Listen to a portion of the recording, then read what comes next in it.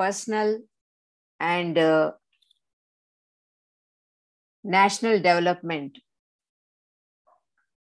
But nowadays, education is considered as a commodity or a good.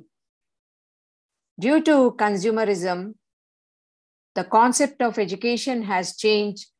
It is the quantity which matters, not the quality of education. There are a number of ways to acquire knowledge and information nowadays, and the teacher is just facilitators. Problems of Indian educational system.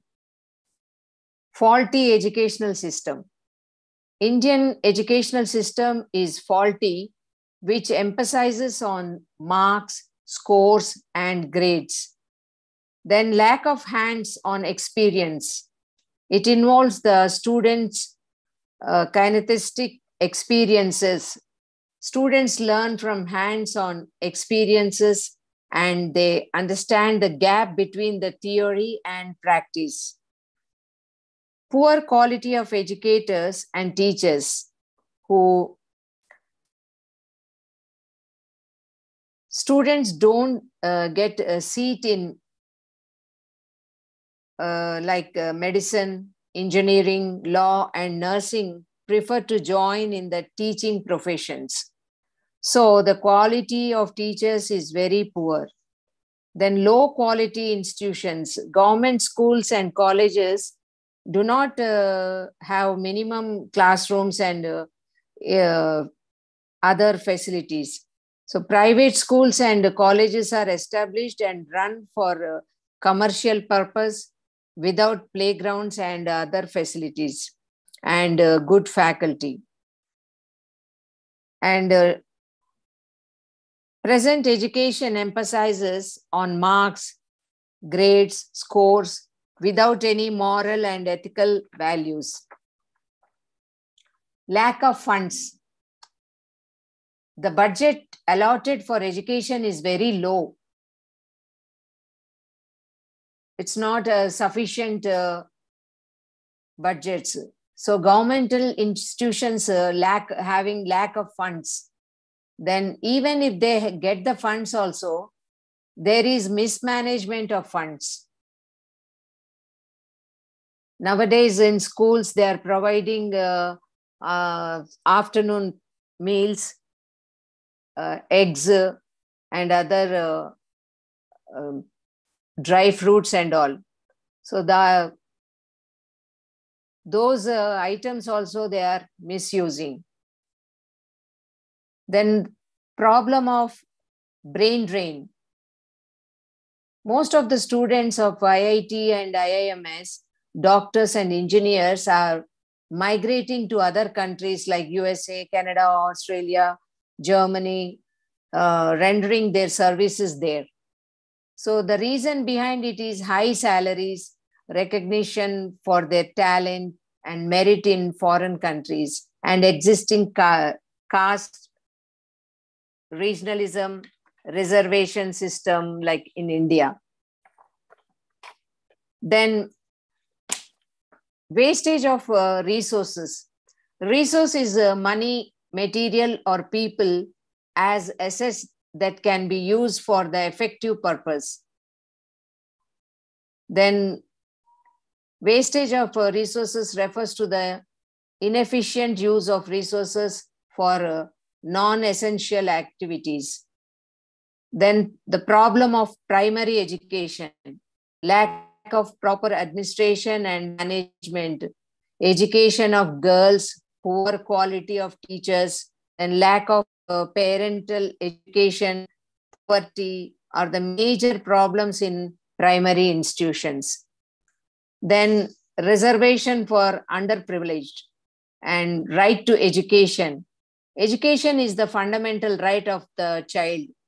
Right to Education Act of Parliament of India enacted on 4th August 2009.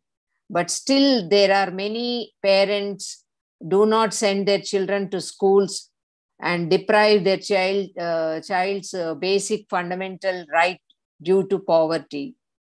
Child labor is a crime where children are forced to work from very early age. Free universal education has failed. Then educational policies are not formed with proper foresight. Lack of vocational or job-oriented education. Lack of research and critical analysis. Most of the educational institutions are run by the political parties and they are commercial. The curriculum is outdated and not child-centered. Then coming to consumers. This consumerism is the economic and social order which encourages the purchase of goods and services in a greater amount for the protection and promotion of interest of the consumers. Consumerism in education is a commodity like any other goods. There is a competition to provide the best commodity products and services in education. Consumerism in education views education as a commodity and it functions solely to meet the demands of the students. It does not view education as intellectual and personal growth, which leads to personality development. Then, effect of consumerism in education. Consumerism bothers about the quantity of people getting educated, but not the quality of education. If people are purchasing education, it means the economy is going good according to consumerism. There will be more propaganda and advertisements to attract students. Negative effects of consumerism in education. Consumerism in education has negative effects. Craving for goods will be high. If they cannot afford, people get dissatisfied. The rat race to achieve the best leads to high stress and tension. Materialistic outlook increases in the people. No values in society.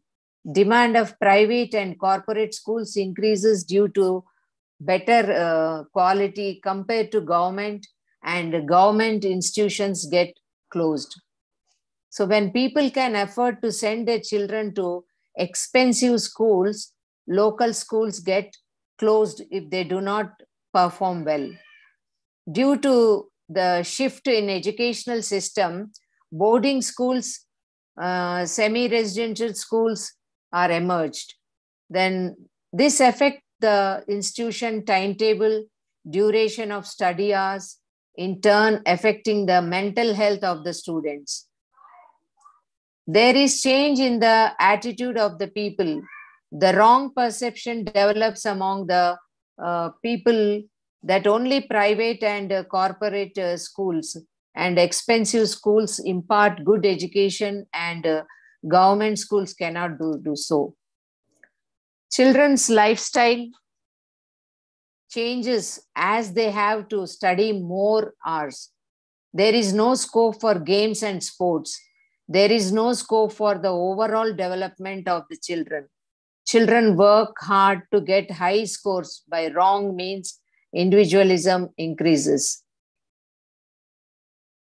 In these corporate schools, private institutions, they don't have proper grounds for games and sports, and only entering into the gate with heavy loads of bags, carrying on their backs, getting onto the staircase, and whole day they'll be having the pressured education from morning to evening, learning by rote method and not the meaningful education.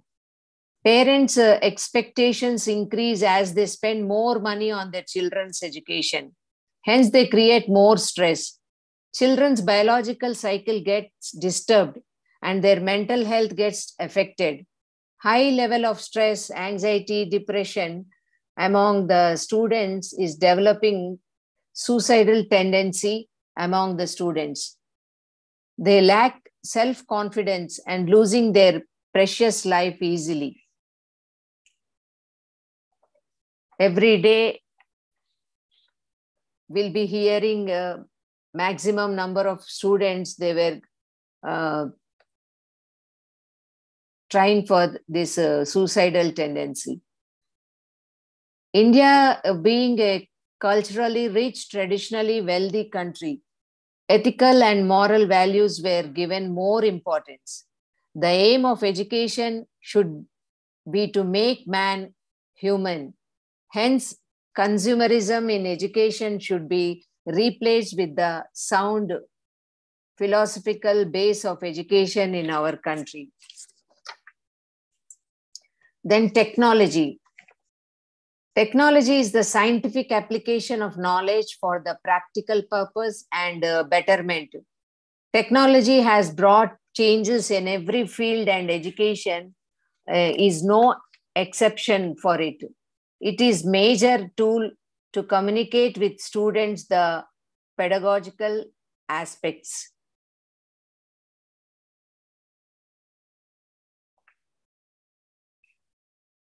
Technology is interactive.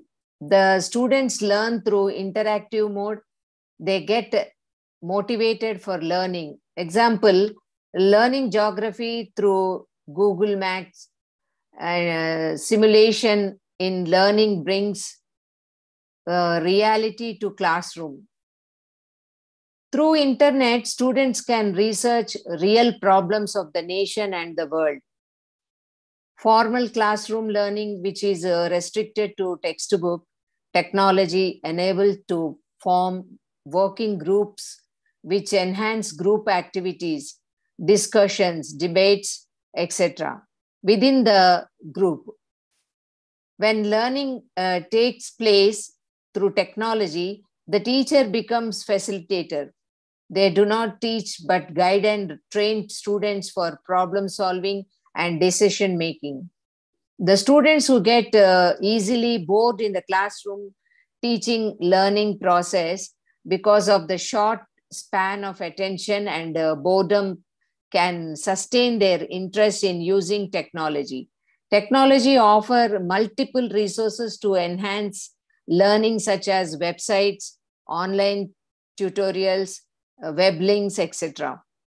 Nowadays, both parents are busy, so they contact teachers through emails, instant messaging, check the performance of the child online. The child learned to present his projects through PPTs, then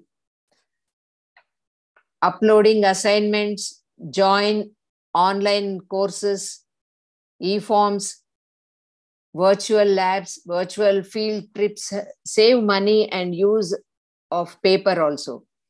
Then digital simulation models help the teacher to develop a better understanding among the students.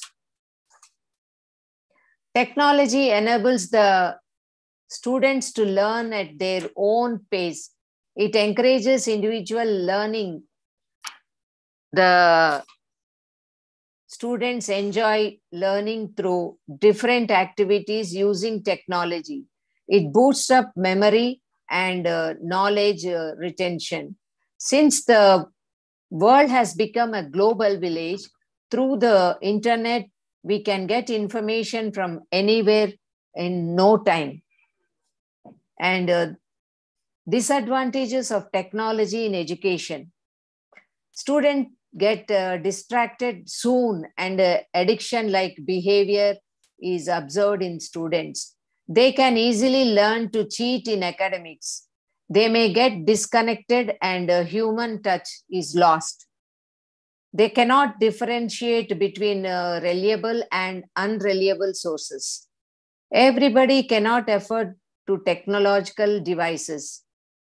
Health problems like neck pain, eye pain, mental fatigue, back pain, blurred vision increase due to the use of electronic gadgets. It may create a dependency to recall the memorized content, negative impact on skill development also. And technology and mental health. Mental health is the state of well-being where the individual realizes his potential and cope up with the stress of life, work productivity and fruitfully to contribute to the society. Generally, we talk of physical health and neglect the mental health, which is important and in every stage of our life. It includes how we think, feel, react, handle the stress, relate to others, and make choices of life. It is there are number of factors affecting mental health of the students.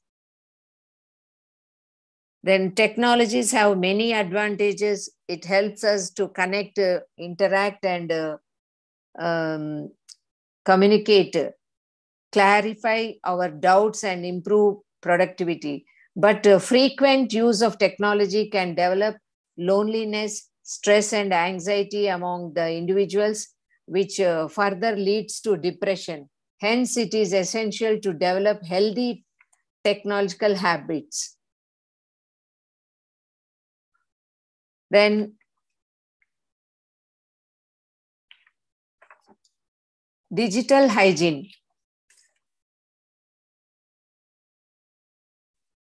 Balancing technology with non-technical activities like outdoor games, schoolwork, drawing and painting, etc.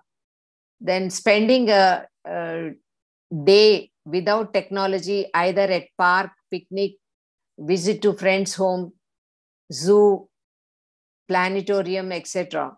Avoiding technology in bedrooms, such as use of tablets, video games, and cell phones in the bedroom, participating in open communication during tea time, dinner time, weekends for emotional health. So, these all are digital hygiene habits, and teaching the children not to respond in anger. No need to respond to message, comment, or text, to avoid sharing personal information. And it is essential to understanding the children when they say, I am feeling lonely, and asking them how they can be helped. Then mental health in educational institutions. Infancy, childhood, and adolescence are the most important phases of development. Physical, mental, intellectual, social, emotional, ethical, moral development takes place in these stages. Each and every family and institutional experience in this stage affects the children's physical and mental health. Educational institutions are the learning centers. They provide knowledge, develop skills, attitudes, interest, and modify our behavior through providing learning experiences. But unfortunately, in India, people do not recognize the importance of mental health.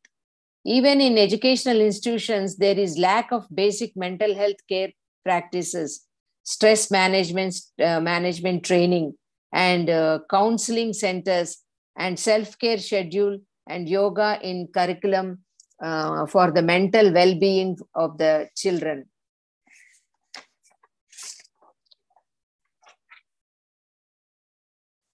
Here they have given the major causes of mental health.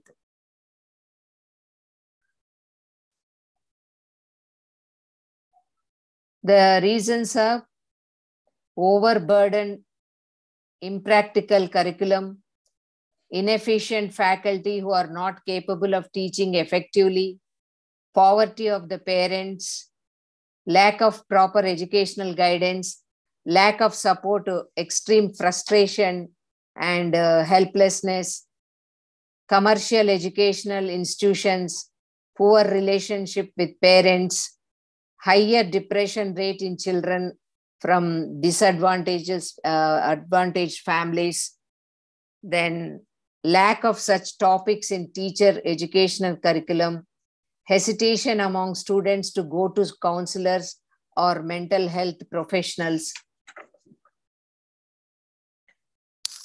These all are the causes for mental ill health.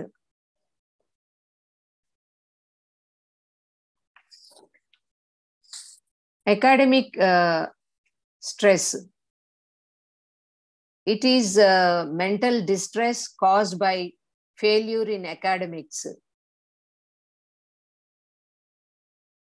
High competition in students of all classes face a lot of problems in academic. They have problem in attending school regularly, problem in understanding subjects, teaching learning methods, problem with parental expectations, teachers' expectations, peer pressure, examinations, then grades, academic challenges, homeworks, assignments, fear and phobias related to their future career. All these are the these leads to academic stress. Stresses lead to nervousness, fear, anxiety, depression, which in turn affect their performance. Then measures to improve mental health among the students in educational institutions are curriculum at school and colleges should be properly planned. Recruited faculty should have subject expertise. Then proper planning and organization in the family to meet the expenses of the education of the child. Then teaching the children that success and failure are part of life and having alternatives of career choices.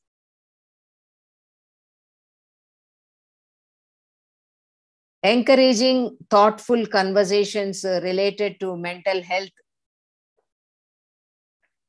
of the students. Then identifying the children who need help and support. Educating the family and bringing awareness among them.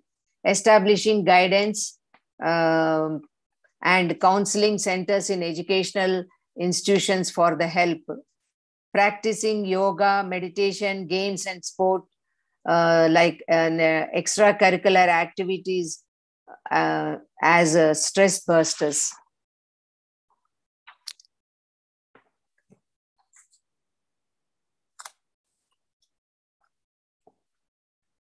And the next is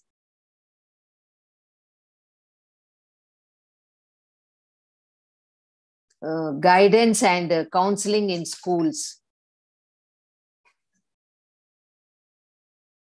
At present scenario, the main socialization agencies are the family, school, peer groups, and mass media. Considering the culture takes place in transforming a natural creature as a social creature by introducing the acknowledged behavior pattern of the particular society. Counseling and guidance is a distinct profession. Counseling and guidance is a form of helping that is focused on the needs and goals of the person. It is based on principle and definition that has evolved over the years. It contains within it a number of specialities. In this way, counseling and guidance are needed in classroom situation. Counseling and psychotherapy are relatively recent phenomena and are currently enjoying immense or tremendous popularity. What is psychotherapy? Psychotherapy means the treatment of mental conditions by verbal communication and interaction. Then introduction to counseling. This is unit 13.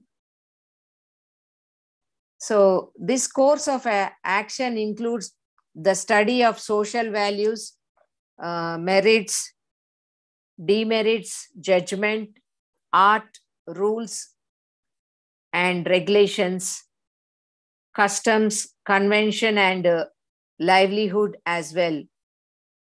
Thoughts and attitudes of the children were nurtured by the members of the traditional extended family.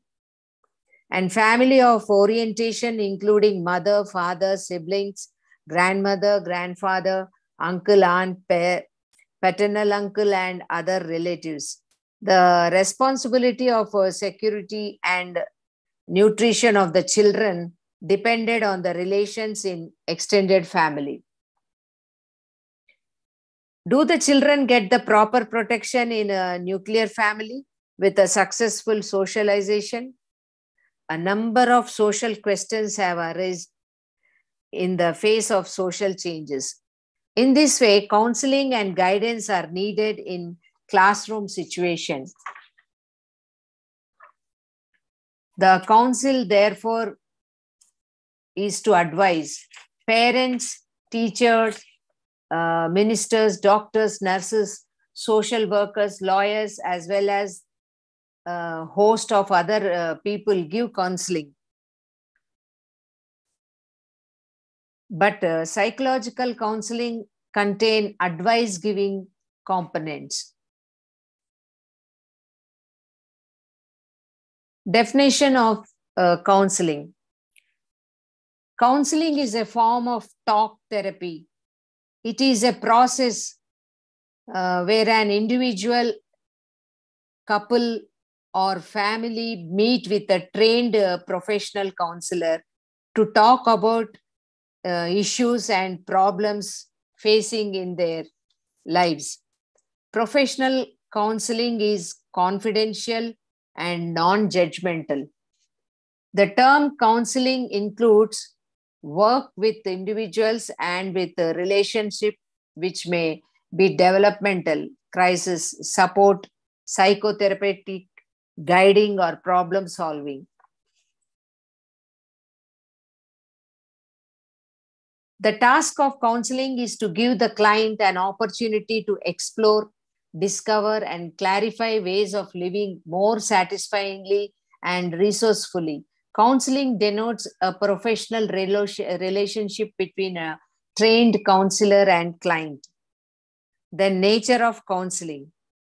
The three basic elements in counseling are, first one, the counselee, means the person in pain desiring to be healed. Then counselor, he is the helper who listens. And third one is the negative experience or that which causes pain and distress. The counselee identifies the negative experience and is helped to choose a path that is more satisfactory.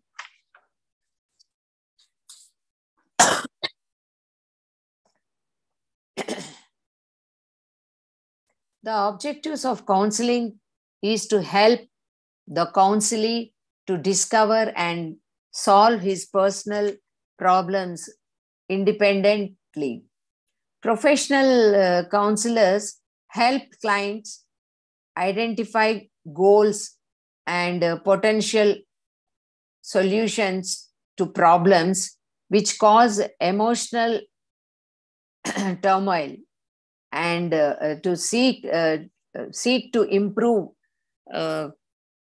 communical and coping skills, strengthen self-esteem, and promote behavior change and optimal mental health.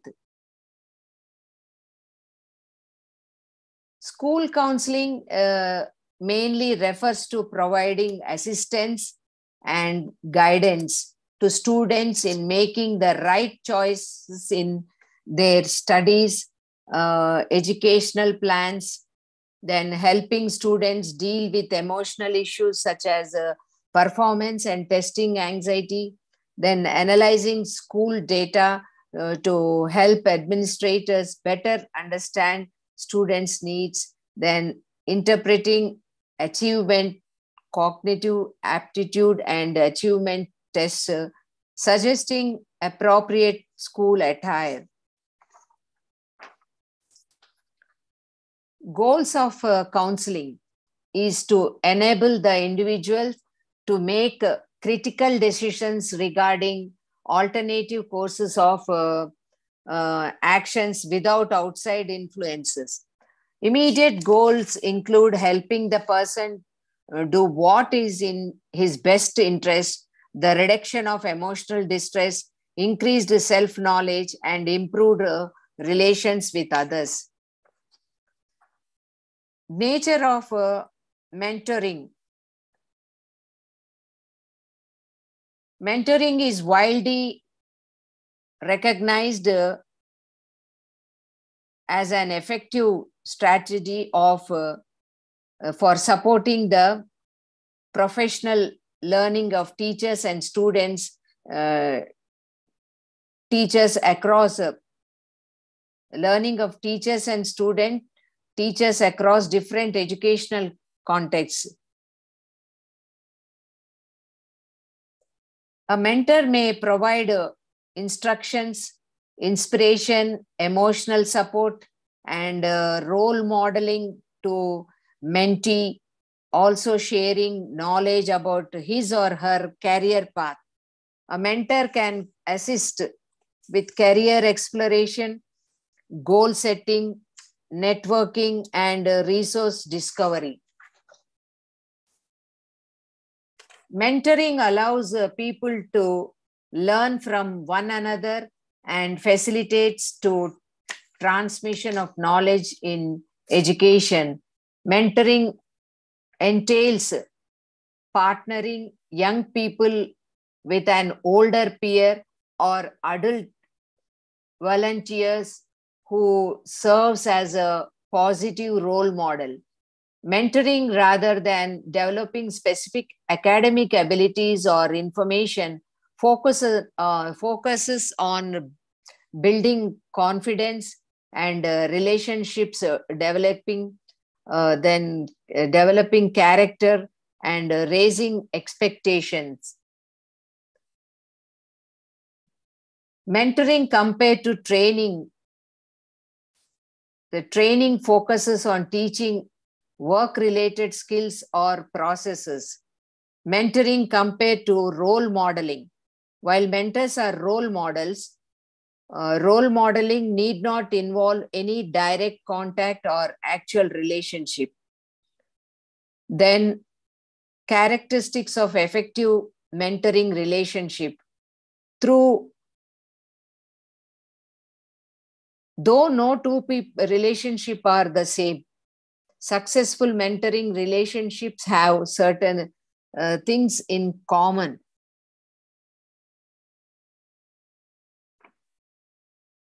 Then problems in classroom guidance. School is playing an important role in nurturing the most significant phase of child's life as a socialization agency and as a talent fulfilling formal institution. A child associates with the school for about a period of 13 years. He or she spends about 7 hours a day. In classroom situation, there are two main groups, the student and the teacher. The role of the student and the role of the teacher in school being more balanced and creating more suitable environment for education becomes an extreme background for fulfilling the objectives in education. Quite number of problems faced guidance in counseling services includes inadequate time, incorporative clients, lack of parental support, then shortage of qualified staff, inadequate finance, inadequate guidance and counseling resources, negative attitude towards guidance and counseling from students and teachers. When the student is treated as one single person, there are various factors related to his or her strengths, weaknesses, opportunities, and threats as well. School acts on the process of identifying strengths of the students and brighten them. Students are guided for their aesthetic development, physical development, social development, concept development, and linguistic development, and curricular influenced by them. Similarly, identifying the weaknesses of students and providing solutions for them are among the role of the school activities. Some issues which are faced by the students are forgetfulness, weakness in concentration and attention, dislike for the studies and related issues, sudden breakdowns in learning, laziness to learn and attending to school, think to escape the school, low achievements or high achievements,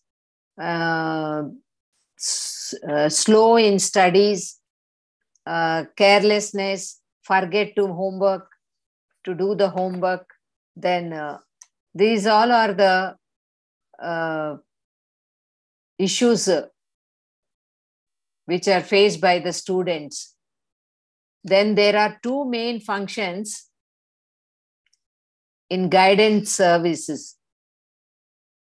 That is, first one, assist the teacher to solve the educational problems, assist the student to solve education related problems.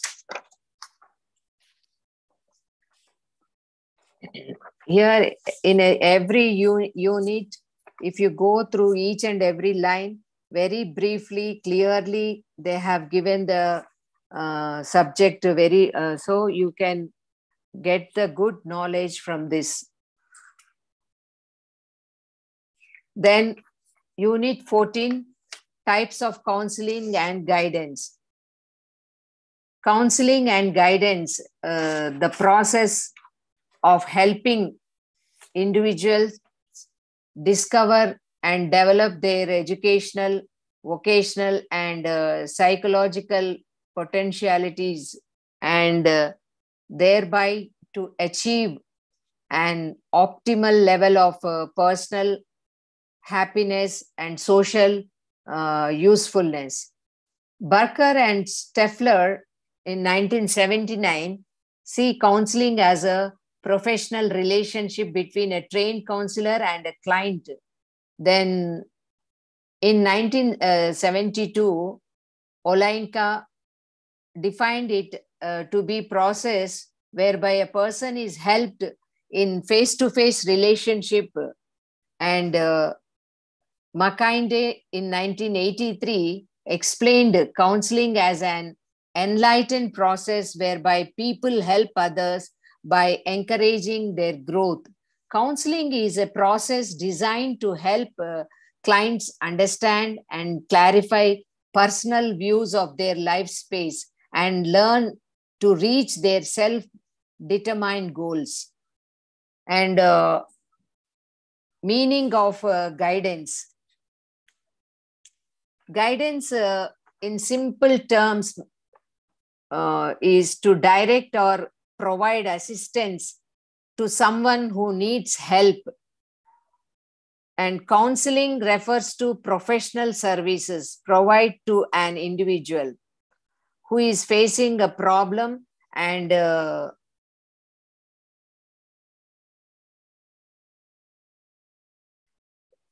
needs help to overcome the problem.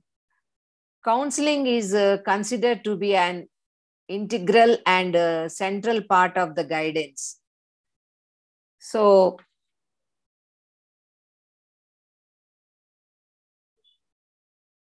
the word guidance is explained in different ways by various writers,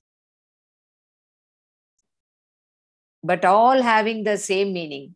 Scharzer and Stone in 1976 defined guidance to mean to direct, pilot, or guide.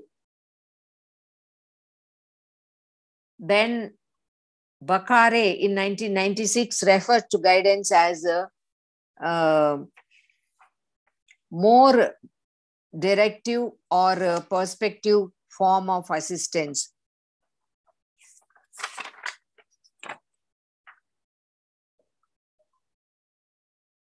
Then differences between guidance and counseling. Guidance focuses on helping individuals choose what they value most. Counseling focuses on helping them make changes. Guidance is usually the general process of guiding someone through counseling or other problem solving. And counseling refers specifically to the process of counseling by a professional counselor based on people's personal or psychological problems. Much of the early work in guidance occurred in schools. An adult would help a student make decisions such as deciding on a vocation or course of study. That relationship was between teacher and people and was beneficial in helping the less experienced person find direction in life. Similarly, children have long received guidance from parents, ministers, scout leaders, and coaches. In the process, they have gained an understanding of themselves and their world.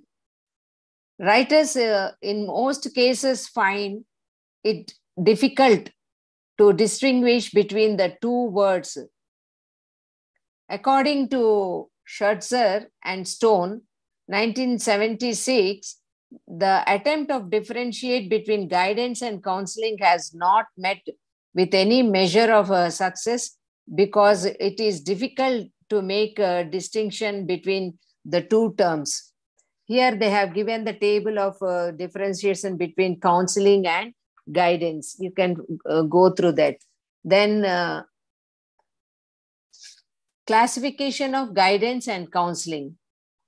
Educational guidance and counseling, that is problems that could be of learning, teaching, and that of education generally are handled here. Then marital guidance and counseling, problems that could emanate from married life, beginning from spouse selection and resolved here. Then personal social guidance and counseling. It's problems including personality and life in general are taken care of here. Then rehabilitation guidance and counseling is about problems emanating from life disruption such as accidents, retrenchment, and natural mishaps are handled here. Then vocational guidance and counseling is for problems from work and training, career choice, making, and adjustment are handled here. Then types of counseling and guidance. There are two major types of counseling, namely individual counseling and group counseling. Individual counseling is referred to as one-to-one counseling. It occurs between the professionally trained counselor and his client counselee. Then group counseling. This is a counseling session that takes place between the professionally trained counselor and the group of people. Number of this group should not be more than 7 or at least 10 in order to have choice group. Then educational guidance and counseling is a continuous process.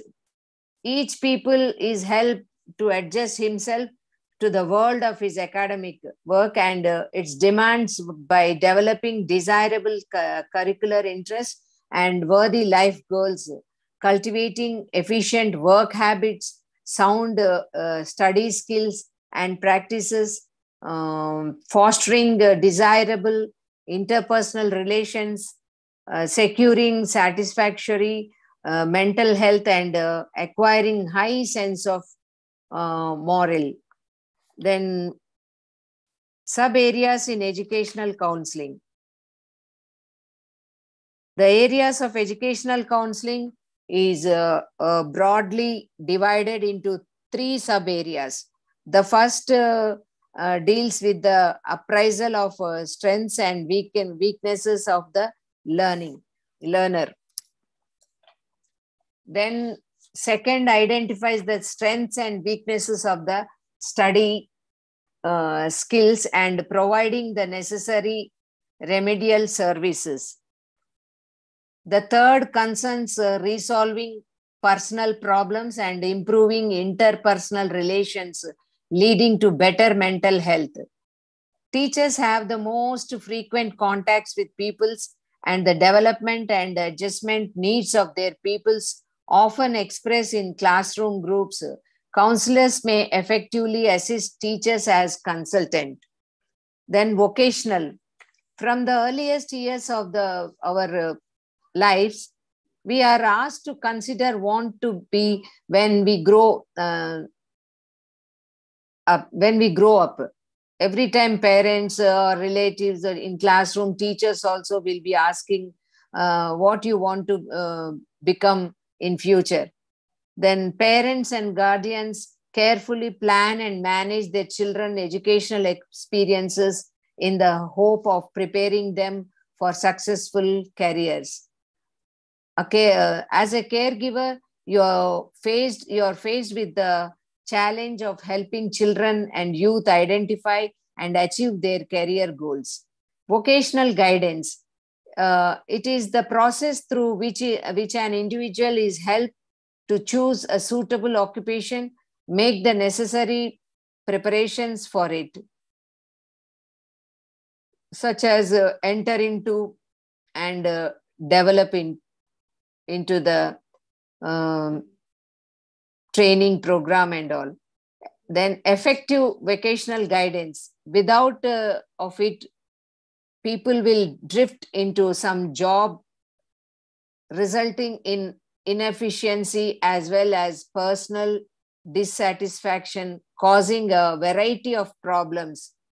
An effective counselor must have deep insight into the nature and needs of peoples and should be able to have friendly rapport with the peoples. Then occupational choice. Occupational choice is a developmental process. It is not a single decision made over a period of years, since each decision during adolescence had an influence on the future. The process of decision making is basically irreversible. Then personal, social. Kobia and Henderson stated that the purpose of the personal social counseling provided for students in high schools is to assist students in developing self-development in the form of increased ability to respond to pressure, increased capacity in reception capability that is different from others, and improve the poor self-acceptance and interfere in relationship with others, increased ability to develop strategies in the face of the unfavorable outlook, and less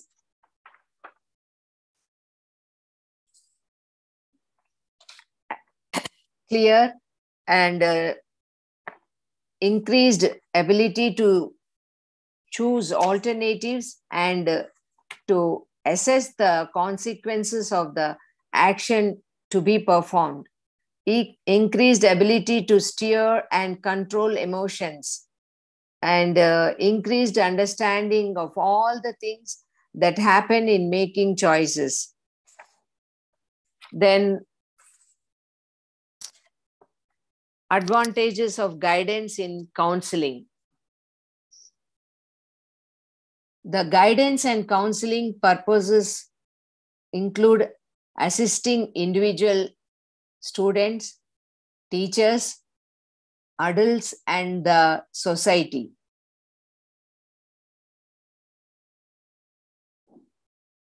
Find out and make individuals aware of their basic personal requisites, abilities, assets, liabilities, and potentialities.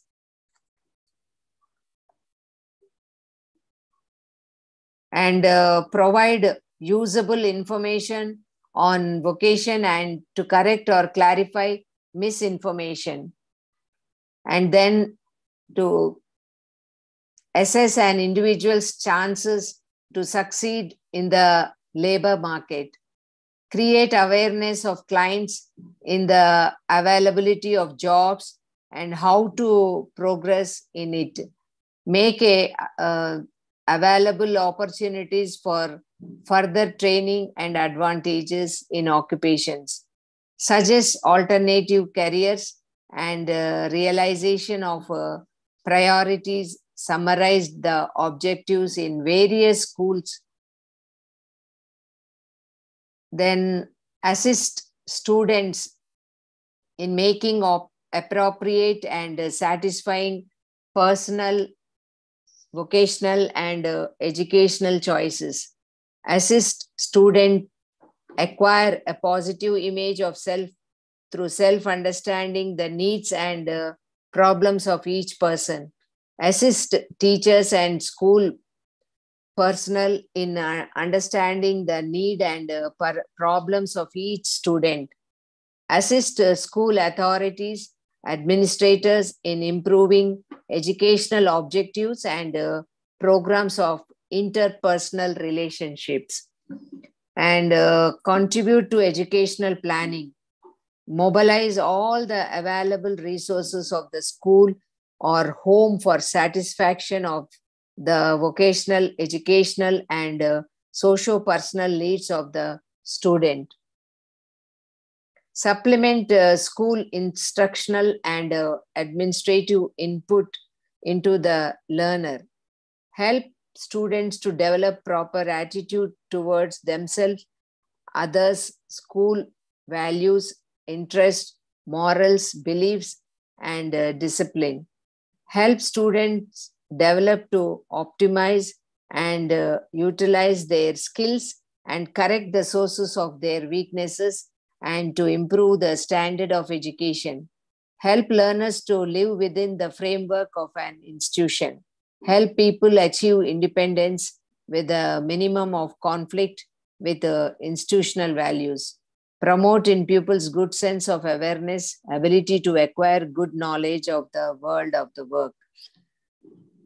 Guard individuals' mental health and promote human effectiveness. These are the advantages of guidance and counseling.